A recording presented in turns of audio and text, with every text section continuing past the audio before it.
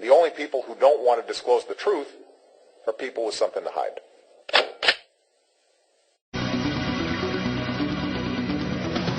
Now, back to your turn on 1330 WEBY, Northwest Florida's talk radio. The phone lines are open, so call in and join the conversation at 623-1330. Leftist liberals hate him. Atheists despise him. Evolutionists and socialists fear him. Certain other talk show hosts are jealous of him. The White House administration knows who he is. But this is why you listen to Carl. Freedom Friday with Carl Gallows, the Oval Office of Gulf Coast Talk Radio. All right, we're back. We're back, and you're back, and thank you so much for being back. And welcome back, America. We're live. I'm going to bring on our guest this afternoon from my co-host and fellow commentator out of Canada, Michael Shoesmith. Michael, it's my understanding, by the way, welcome. It's my understanding that you have some breaking news. I'm looking at Drudge headlines. They're not even carrying it yet, and this is pretty monumental. So let's break this news to the Freedom Friday audience. What's going on? AP now breaking news out of the AP. They're reporting now through all of their news feeds that a man has now set himself on fire at the National Mall in Washington, D.C. You know, many of the listeners will remember that that's how the Arab Spring was started with the man in Tunisia, the guy with the cart who has made his living selling his wares from this cart. He set himself on fire in Tunisia, and this is what triggered the Arab Spring. So perhaps, look for something I don't know. I mean, it's just getting really serious out there with people now setting themselves on fire. Right.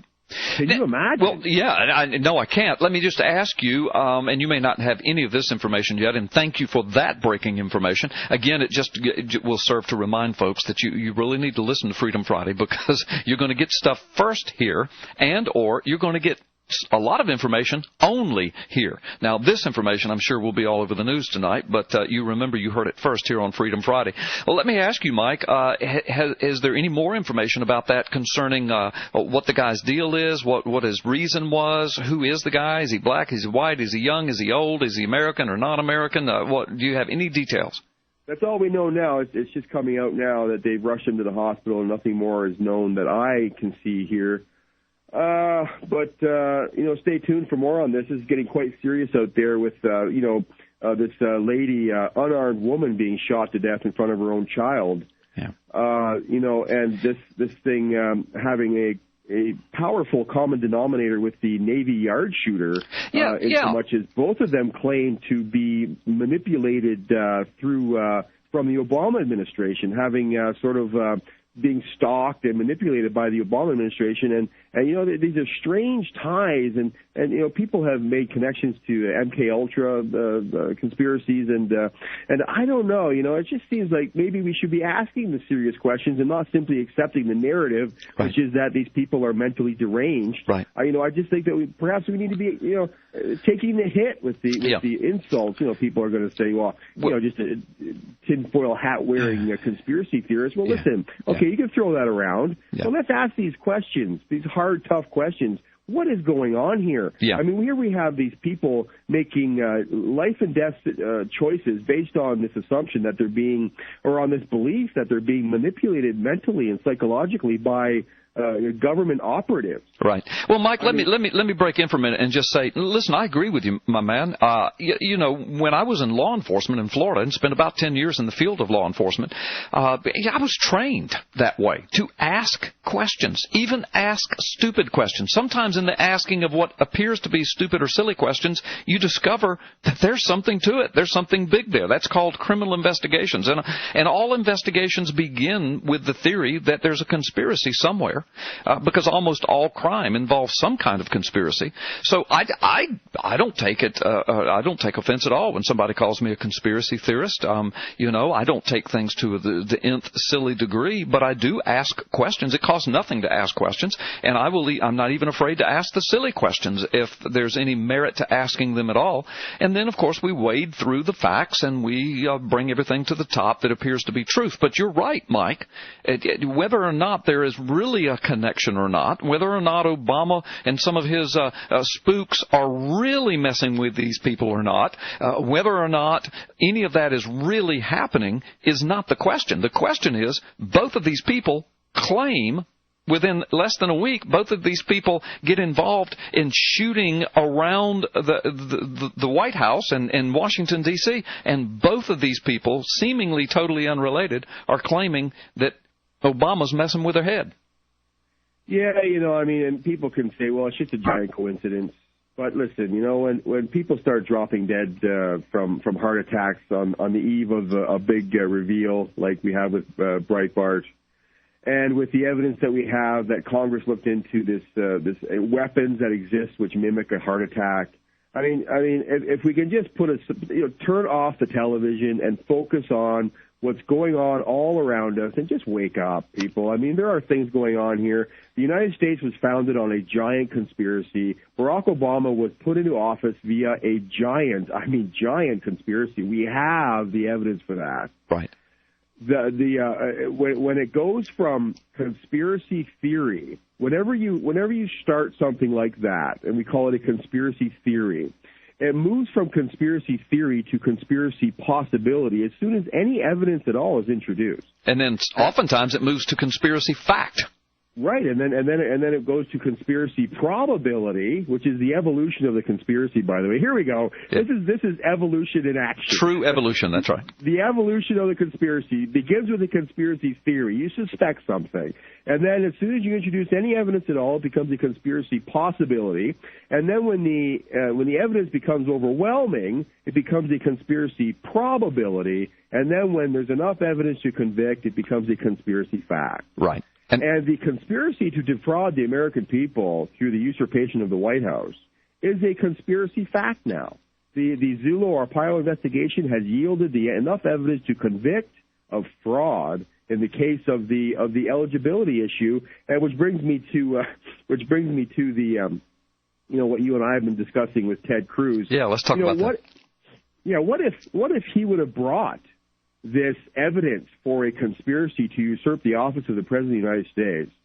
What if he would have brought that to the Senate floor and read that instead of green eggs and ham? Yeah, you talking about Ted Cruz when he did his filibuster?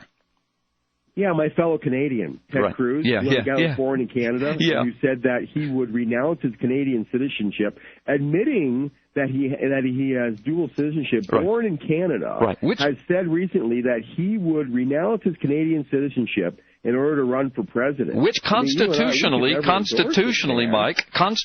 Mike, that disqualifies him from being president. Constitutionally, he's not a natural-born citizen. He may be a citizen, he may be a naturalized citizen, but he's not a natural-born citizen by any definition of natural-born citizenship. Well, and that was put into place to do away with allegiances to foreign nations. It was put into place to keep a Barack Obama out of office if it was enforced. But our Congress nor our courts have enforced it, and now we have an usurper in the White House, perhaps a foreigner. Yeah, and now we have the likes of Chris Matthews coming out full birther now. Yeah, isn't that interesting? Unconcerned about Barack Obama's eligibility, I guess that was trumped by the tingling feelings up his thigh. Rather, Chris Matthews is now heavily concerned with the eligibility of Ted Cruz. Yeah. So he is a birther extraordinaire now when it comes to a Republican or someone with let's face it, Ted Cruz is an admirable man. I mean, he looks like he does have the proper presidential, what it takes. And someone that we could get behind, especially having the Canadian blood. I mean, come on, let's face it. And by the way, I've got 3 letters for Tim Tebow, by the way. CFL. Yeah, Canadian football. I heard that. Well, football was invented in Canada. I don't know if you're aware of that or not. Well, I was not, and I don't want to infuriate our American audience here.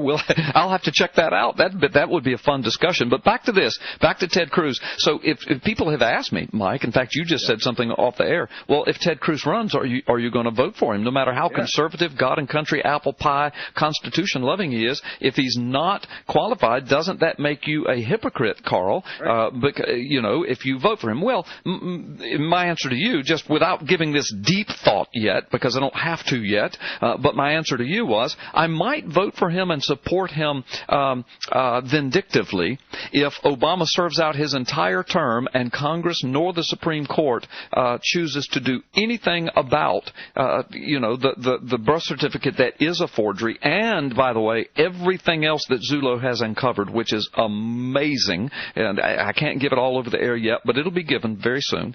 So if they refuse to do anything with that, and Cruz puts himself up, and he's the best candidate, you daggum right, I'll support him. And then are you saying that Barack Obama is the precedent setter here? Yeah. Okay. Yeah. All right. Yeah. Well, no, but what I would do it to absolutely shame Congress and the liberal media and the courts, and then dare them. Dare you. I dare you to address Cruz's citizenship issue. I dare you. Yeah. I would do it in that sense. The Democrats would become, flaming birthers. Oh, of course, they would be birthers at that point, and that would be fine for them to be a birther. Yeah.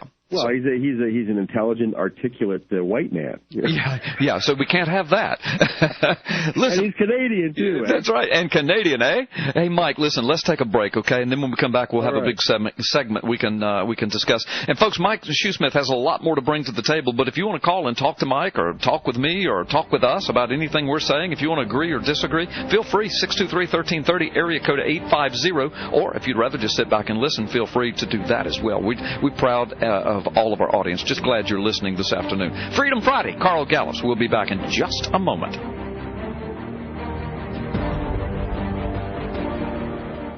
When Jamie Stevens got out of the Navy in 1968, he opened J&D Cleaners. With his commitment to quality cleaning at fair prices, the business grew to become the best dry cleaners in Santa Rosa County. Jimmy's son, Corey, owns J&D Cleaners now, and he shares the family commitment to excellence. J&D Cleaners has discounts for military uniforms, on-site alterations, and a convenient drive-through window at the Milton location. Trust your clothes to J&D Cleaners on Stewart Street, just north of 90 in Milton, and on Woodbine Road, just south of 5 Points and Pace. It's J&D Cleaners. Thank you for calling Mail Order Computers. Press 1 if you wish to hold for 2 hours before we drop your call. Press 2 if you wish non-English support. Excuse me. Better yet, why not hang up now and dial 983-2270 for local service and support at Panther Computers. Hello, this is Joe Potter of Panther Computers. I know that many of you dislike unplugging your computer, burning gas, and having to wait till a technician can get to your computer. So I'm here to tell you about Panther Computers' new remote service, Panther Rescue Remote. If you can get to the internet with a high-speed connection on the computer you need help with, a Panther Computers technician can assist you by appointment. Have a local English-speaking technician help you instead of someone half a world away. The only people who don't want to disclose the truth are people with something to hide.